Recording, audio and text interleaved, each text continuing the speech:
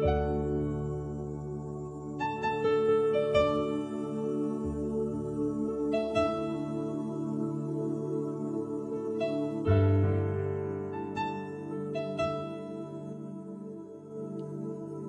damai sejahtera bagi kita semua.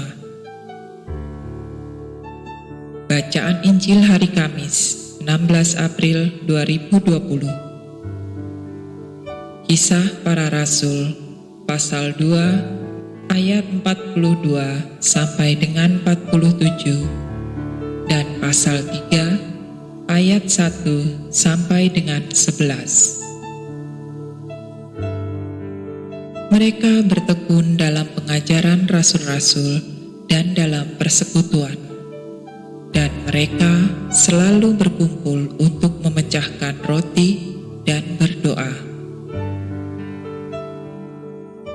Maka ketakutanlah mereka semua, sedang rasul-rasul itu mengadakan banyak mukjizat dan tanda. Dan semua orang yang telah menjadi percaya tetap bersatu, dan segala kepunyaan mereka adalah kepunyaan bersama. Dan selalu ada dari mereka yang menjual harta miliknya, lalu membagi-bagikannya kepada semua orang sesuai dengan keperluan masing-masing. Dengan bertekun dan dengan sehati, mereka berkumpul tiap-tiap hari dalam bait Allah. Mereka memecahkan roti di rumah masing-masing secara bergilir dan makan bersama-sama dengan gembira dan dengan tulus hati, sambil memuji Allah. Dan mereka disukai semua orang, dan tiap-tiap hari Tuhan menambah jumlah mereka dengan orang yang diselamatkan. Pada suatu hari menjelang waktu sembahyang, yaitu pukul 3 petang, naiklah Petrus dan Yohanes ke bait Allah.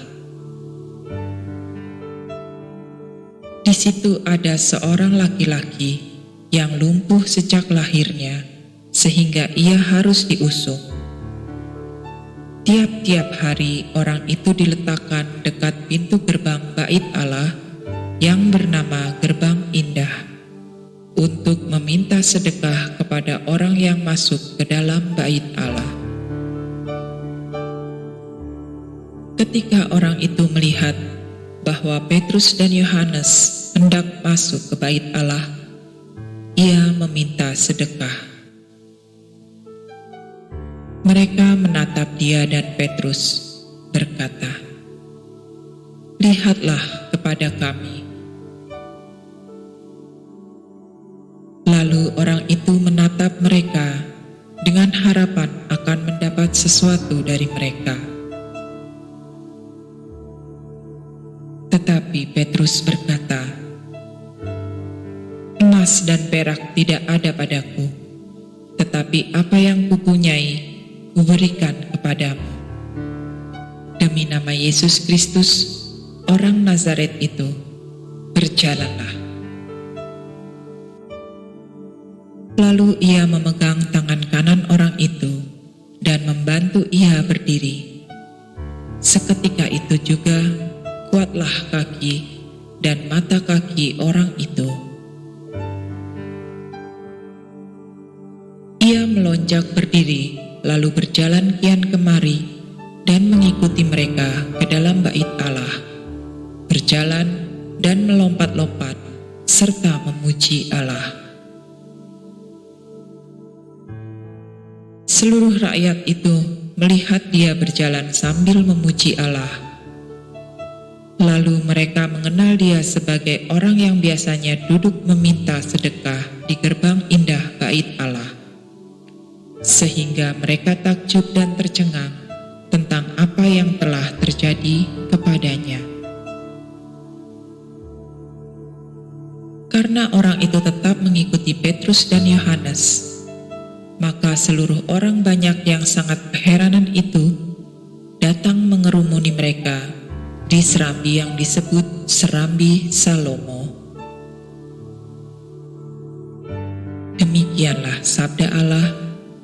Syukur kepada Allah.